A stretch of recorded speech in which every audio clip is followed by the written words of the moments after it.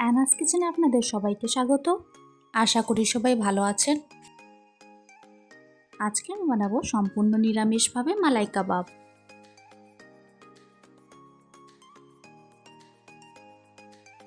প্রথমে একটি বাটিতে 1 কাপ সয়াবিন নিয়ে জল দিয়ে ভিজিয়ে রাখবো।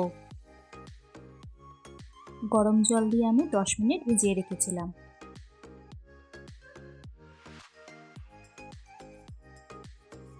এরপর সয়াবিন থেকে জল বের করে নিয়ে মিক্সি জারে দিয়ে গ্রাইন্ড করে নেব।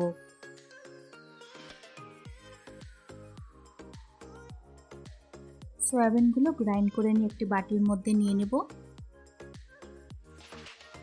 এরপর 100 গ্রাম পনির গ্রেট করে দিয়ে দেব। 1 কাপ সয়াবিনে আমি 100 গ্রাম পনির দিয়েছি।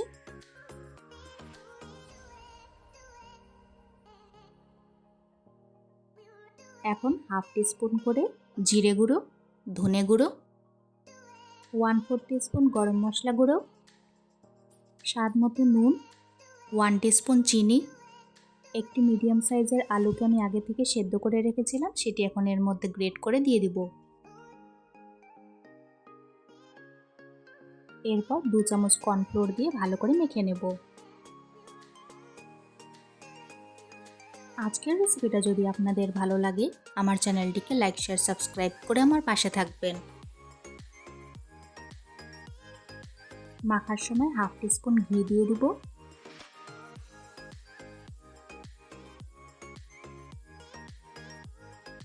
ঘি দিয়ে সবগুলো উপকরণ খুব ভালো মতো মেখে নিয়েছি। এরপর এরকম একটি স্টিক নিয়ে কাবাবগুলো তৈরি করে নেব। আপনারা চাইলে পেন্সিল বা পেন দিয়ে তৈরি করে নিতে পারবেন। এইভাবে কাবাবের শেপ দিয়ে স্টিক থেকে বের করে নেব। সবগুলো সয়াবিন কাবাব ঠিক একই মতো তৈরি করে নেব।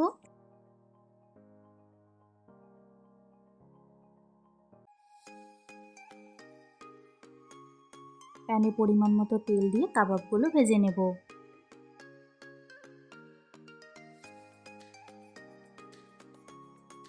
যতক্ষণে কাবাবগুলো ভাজা হচ্ছে সেই সময় মিক্সি জারে 7-8টি কাজু, কয়েকটি কিশমিশ, 1 চামচ মগজদানা ও সামান্য একটু জল দিয়ে একটি পেস্ট তৈরি করে নেব।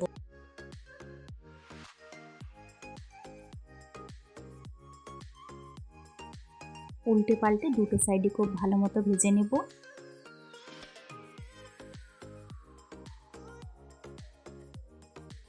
এখন এই পেস্টটির মধ্যে হাফ কাপ নারকেল দুধ দিয়ে দেব। ওই তেলের মধ্যে গোটা গরম মশলা দিয়ে হালকা করে ভেজে নেব।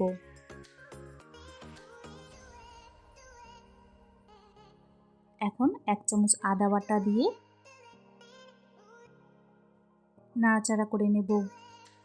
এরপর মিক্সিতে করা পেস্টটা দিয়ে দেব।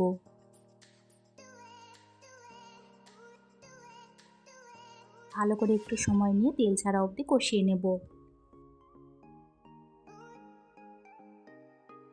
তেল ছেড়ে আসলে হাফ টিস্পুন করে ধনে গুঁড়ো, জিরে গুঁড়ো,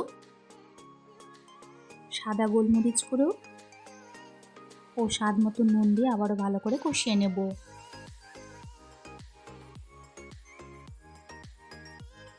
সয়াবিন দিয়ে সম্পূর্ণ নিরামিষভাবে এই মালাই কাবাব খেতে কিন্তু অসাধারণ হয়। মিক্সি জারটা দিয়ে অল্প করে জল দিয়ে দিব।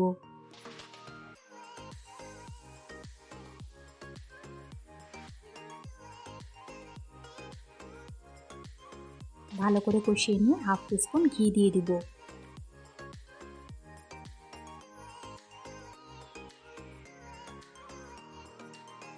এখন ভেজে রাখা কাবাবগুলো ছেড়ে দেব।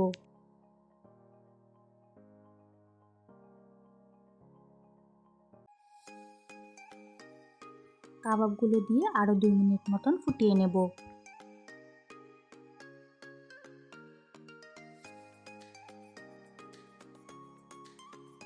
ব্যাস তৈরি হয়ে গেল আমাদের আজকের রেসিপি, খুবই টেস্টি সম্পূর্ণ নিরামিষভাবে মালাই কাবাব।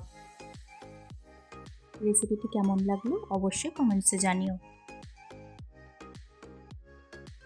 চিকেন দিয়ে মালাই কাবাব তো অনেক খেয়েছেন, একবার আমার রেসিপিটি ফলো করে এইভাবে সম্পূর্ণ নিরামিষভাবে সয়াবিন দিয়ে মালাই কাবাব বানিয়ে খাবেন। আশা করি ভালো লাগবে। আজকের ভিডিও দেখার জন্য আপনাদের সবাইকে অনেক ধন্যবাদ। সবাই খুব ভালো থাকবেন।